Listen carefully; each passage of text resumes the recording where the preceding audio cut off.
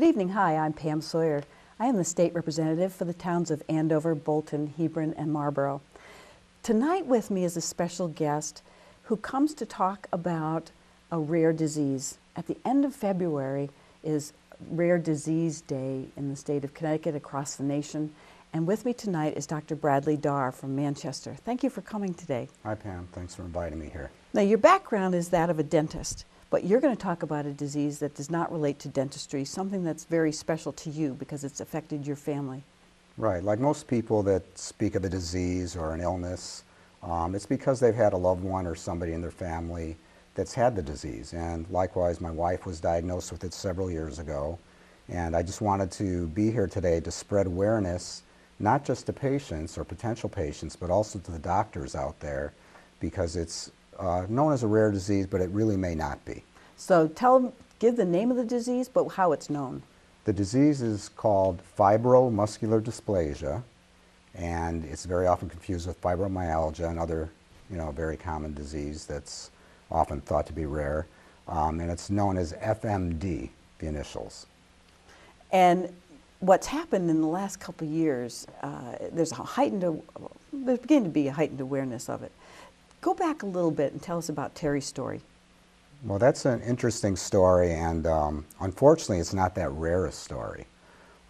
Several years ago, she was hiding our children's Christmas gifts in the attic. Well, every mother does that. Every mother does that, and of course, she was alone up in the attic, lifting up, hit her head on the rafters. Gave herself We've all done it.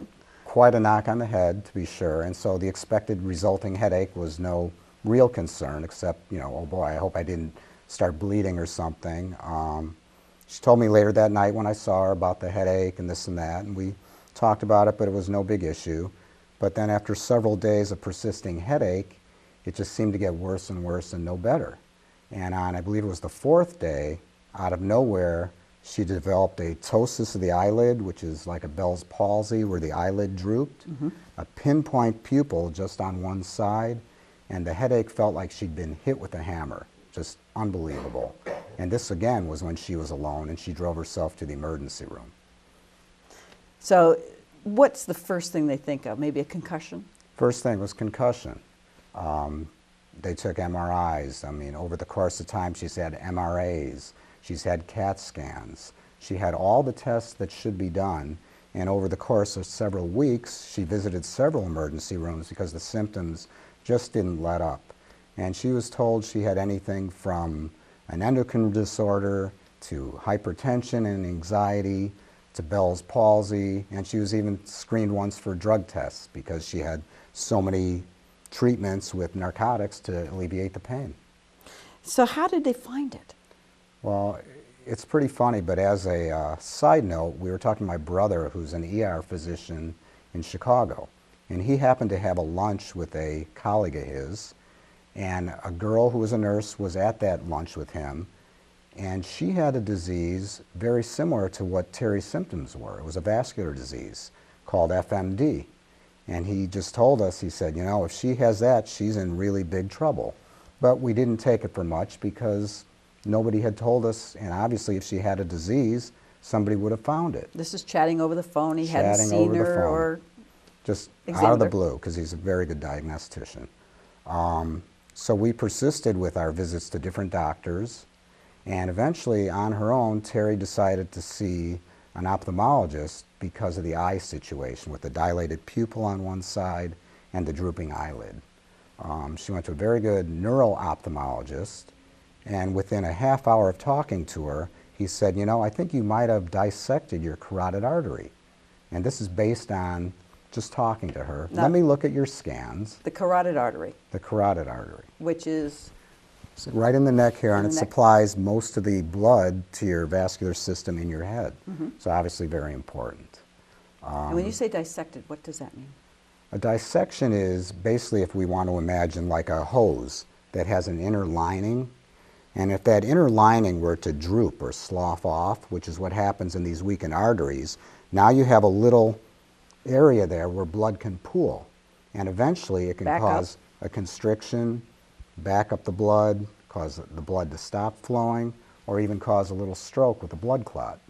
So he looked at her old scans with a neuroradiologist, And the next day he called her and said, yes, you've in fact dissected your carotid artery, and you better take an aspirin right now and seek immediate medical attention.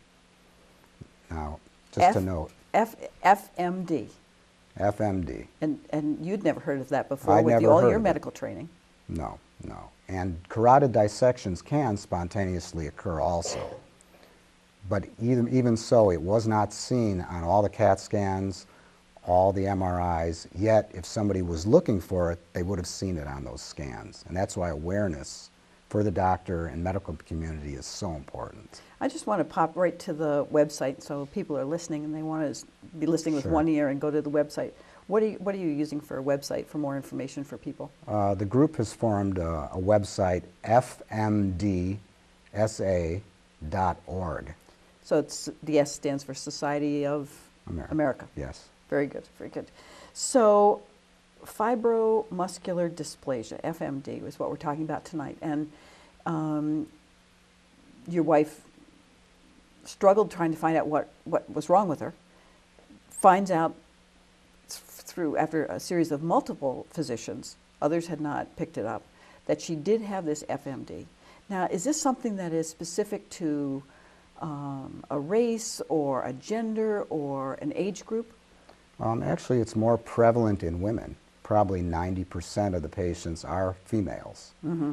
But it does affect any age, any racial, anything at all. There's no restrictions. Is it passed down from family to family member? They don't know if it's specifically genetic orientation, but they have done recent analysis and shown that it's probably 10% of the patients do have a family member, a close relative with the disease. 10%. 10%. So we're not saying 50%, but a much lower number. Right, right. So where does it strike beside the carotid arteries? The number one site is the renal artery, which is to your kidney, which is a very large artery, and most people probably don't know, but the kidney regulates your blood pressure. And so any kind of injury or restricted blood flow to the kidney can cause hypertension or high blood pressure. So one of the major signs is an unexplained high blood pressure. So. And in looking at her lack of diagnosis, do you think that part of that was because the doctors just don't know FMD is something that should be on a list that they should check off that it's not, or it is? Exactly, Pam. That's why, as you were mentioning, it's rare disease day, so we're seeking awareness for the disease. But in effect, it's really something that is out there and just overlooked. It's on the scans, but again, it's something you have to look for. It's not apparent immediately to the eye. And there's a certain appearance, if I could show this x-ray, of I believe it's a renal artery, and you can see the beaded appearance here, and you can see the constrictions. So we're looking down here where the arrows are. In the blood vessel. And it should be smooth, though. It should be smooth like the rest of it. But here. So due to the disease, there is a restricted blood flow, and eventually it could cause a leak or a burst or cause lack of blood flow to the organ entirely. So people who have FMD, is there a treatment for it? Certain degrees of FMD exist like any disease. Some people are monitored, some are placed on blood thinners. Some people, they have stents placed, which is actually something to open up and hold like a little bridge inside the blood vessel. So similar to what we think of when we hear about stents, people who have coronary disease, vessels leading into the heart, they would put in those mesh, that little fine mesh Exactly. tube, and they would do it to, in this case, not necessarily straighten out the vessel, but to where it's collapsed, to open up for blood flow. Exactly. Just like with the regular, what we think of as coronary disease stenting. Exactly. But and not around the heart. We're not talking around the heart. But actually, FMD can affect the aorta and other major blood vessels in the body. And of course, the aorta is the major one down the center that Right, deals with the blood heart and the vessel out of the lungs heart. and down to the legs. Exactly. So what restrictions does someone have if they have FMD on their lifestyle? Well, obviously, if your blood pressure gets elevated like that, you have to watch things that are going to raise your blood pressure. If your vascular system's very weak, you have to watch out things that are going to be very jarring, like a roller coaster ride, or maybe taking a fall on a ski slope that would be okay for somebody else. An FMD patient, it can cause a vascular event. So you're pretty limited, pretty limited. And yet they want you to remain healthy. They want you to continue to do, I'm sure, some type of mild exercise, whether it's walking or something simple like that. Right, everything in moderation, but you're not going to go to the gym and do 200-pound squats or, real heavy weights. You really have to watch yourself. Because we're talking about pressure. We're talking about pressure in the blood vessels and any damage to these weakened blood vessels that can cause an aneurysm.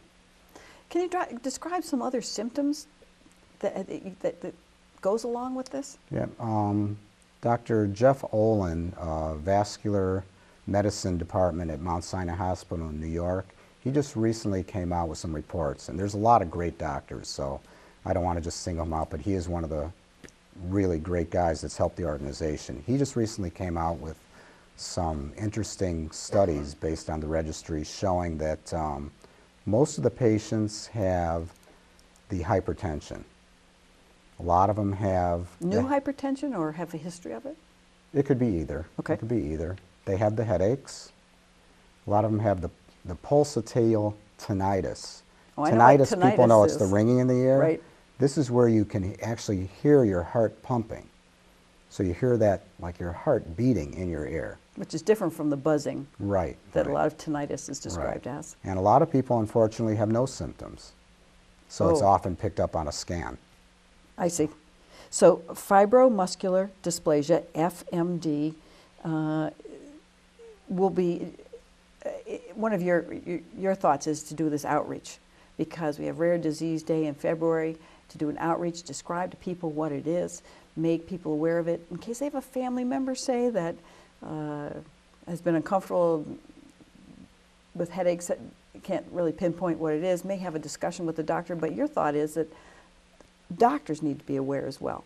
Now, you come from the field of dentistry, and certainly dentistry for you has, I know we've talked in the past, you've seen different things, the true tragedy when there's throat cancer, you pick that up because you look inside someone's mouth. Do you see that there will be other disciplines beside just the general practitioner that might pick this up? Who else is going to be able to find this? Could it be another person that is perhaps another eye doctor will pick it up? Sure. I mean, the front line a lot of times is the emergency room doctor. And a lot of the emergency room doctors are residents from all fields. They can be ophthalmologists, they can be podiatrists, they can be dentists. So educating all these people is very important. So Very it's important. MDs, it's osteopaths, it could be dentists, it could be someone. Exactly. It would be really nice, and I think in this world, a change, I think it'd be huge to be able to get into those people who, talk to those people who are in the sports field, who see these people who work really hard, exercise really hard, and have these undiagnosed issues when they have bad headaches that come about. I know we've had discussions with others in the sports field when there's been a sudden death and they don't know what's caused it. Certainly vascular disease is an issue, and it has shown up when sudden heart attacks, sudden strokes on the field. So maybe this is another area that we need to be talking to those people who see these athletes. Sure, and especially if there is a genetic component and it's passed down. If you have a family member and it's, oh, they had a stroke and they died, and you figure, okay, vascular disease, heart disease, and you leave it at that. If it's really not looked into, you don't know. So you've got the two major blood vessel areas that you have described, the carotid arteries in the neck, the renal artery, which is the kidney. Correct. Are those the two major areas that you would pick it up perhaps first? The number one is the renal, or the kidney. So hypertension or high blood pressure is one of the key things. So if somebody, especially under 35, as Dr. Olin suggested, that has a sudden rise in their blood pressure, or they have blood pressure that can't be Unexplained. controlled, especially in a young kid, what do you think? Now, I'm going to just describe your wife because I think this is all part of it for my background. We're talking about a woman that I see that is pretty fit. She was very active. I would say her jobs over the years, she's had some pretty high pressure jobs as well. She's a mother of a couple of great guys. Yeah. And she is, I always saw her as high energy, very active. Yeah. But I also saw her as very healthy looking. She's trim. It's not an issue where she had a sedentary lifestyle. To me, this is from my exposure because I've known you and your wife for a number of years, and it's not. It's almost like a hidden disease. Yeah. That you're only going to find if you have a specific kind of test. What test would it show up under? Not a blood test. No, you're going to see on various scans, CAT scans, MRIs, different types of ultrasounds. So they're normal procedures that you'd use for somebody that had a lot of the symptoms that she has. But again, unless you're looking for it, you're not going to see it. And these vessels are lined, right? The blood vessels have a lining on the inside. So it's that kind of a collapse or bunching up that's caused this FMD. Yep, it's all the constrictions like we showed in the x-ray. You get that beaded appearance from all the constrictions. And unfortunately... Why don't you show that one more time? Sure. Because we know that blood vessels branch out, as you can see in this on your side of the picture, and it branches out into a lot of very small capillaries, but it's in the bigger parts that you're seeing the distortion. Right, and that's where you're seeing it, but for example, in my wife, unless you go into her head and do an angiogram and really look, there may be other areas there that we just don't see. And according to the research, probably 20% of the people with the disease have an aneurysm somewhere, which could lead to a blood vessel bursting or leaking and causing some kind of vascular event. So it is very dangerous. And a vascular event, you're of course talking about possible stroke, exactly. TIAs, yeah. those types of things that are life-changing. Yeah. Yet, on the reverse side, how long can someone live with FMD? Somebody can live out a full lifetime. Like I said, like any disease, there's various degrees of it. And fortunately, one of the benefits of having this FMD organization is people can get together and talk about what they have. Unlike something such as breast cancer or these other organizations that have done such a great job getting people the awareness and seeing each other, people that have this disease in Australia or in New Zealand or somewhere, they don't know what's going on. And when they get diagnosed, it's a rare disease. So by having the web page, the internet, the annual meetings, it allows these people to get together and have a support group or have their questions answered. You know, they can call me, they can call my wife, they can call other members of the organization. So from the website, people are able to get some contact information. Exactly, yeah. Do you want to describe what else is on the website?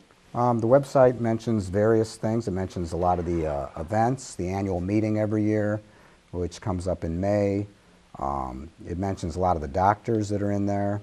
It mentions a lot of the most recent articles and the most recent studies that have been going on. In addition, it gives a lot of stories of regular patients that have gone through the same thing.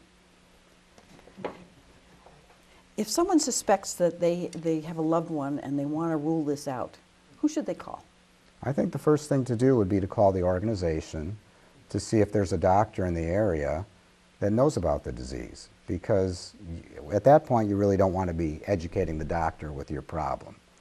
And hopefully now there's a lot more places that can do that for you. Since the organization started several years ago, I think there's now up to 7 or 8 major hospitals that have FMD centers where you can go to have doctors who focus on that disease and who are familiar with all aspects of it. What's the nearest one in Connecticut?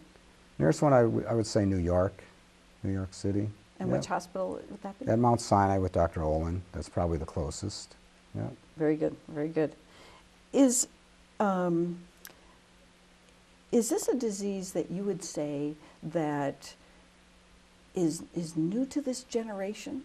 Could this be something that people have been having for years and years and years, and we just said it was a hardening of the arteries? You know, that was the expression when I was little. The hardening of the arteries. Somebody was dying because they were hardening of the arteries. Now, to me, that, as I learned a little bit more about heart disease, and it was, to me, plaque buildup, and that's not what we're talking about here. No, no. The disease was actually described maybe 30 or 40 years ago. It was in the Mayo Clinic, etc. But very little's been told about it since then. It's pretty much limited to back then with their data.